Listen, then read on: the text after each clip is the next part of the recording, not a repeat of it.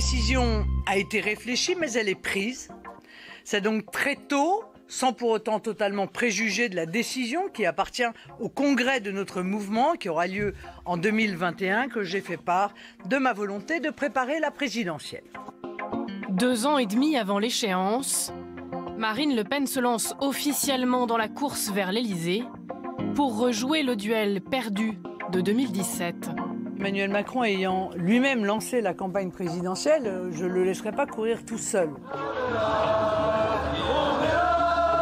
Dans un climat social tendu, la chef de file du Rassemblement national espère bien récolter les fruits de la colère, ramener vers elle des Français remontés contre la réforme des retraites.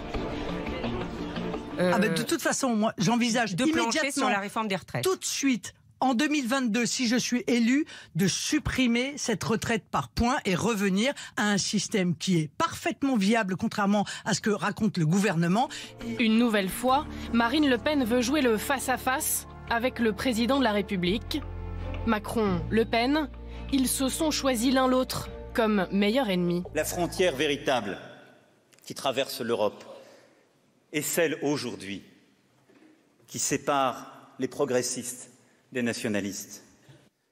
Le clivage nationaux-mondialiste s'impose définitivement avec la disparition du PS et l'implosion de LR. Gonflée par les résultats des élections européennes, la patronne du RN table sur les municipales de mars prochain. Une première marche, une rampe de lancement, suivie par les élections départementales et régionales l'an prochain. Mais à l'agenda, d'autres rendez-vous plus ennuyeux pour le parti. En avril, le tribunal correctionnel rendra son jugement dans le procès des kits de campagne. Sont poursuivis dans cette affaire le parti et l'un des proches de Marine Le Pen, Frédéric Chatillon. Mais l'affaire qui embarrasse la candidate, c'est celle des assistants parlementaires européens. Marine Le Pen est mise en examen pour détournement de fonds publics et pourrait être condamnée à une peine d'inéligibilité de 10 ans.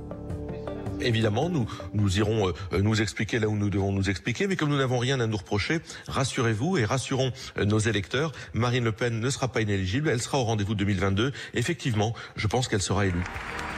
Mais il faut encore qu'elle soit désignée candidate par les instances de son parti. Son ancien soutien Nicolas Dupont-Aignan plaidait pour une primaire à la droite de la droite. Réponse sans filtre de Marine Le Pen. Ce serait un dîner de cons. Nous ne sommes pas dans un jeu de télé-réalité. Soyons sérieux.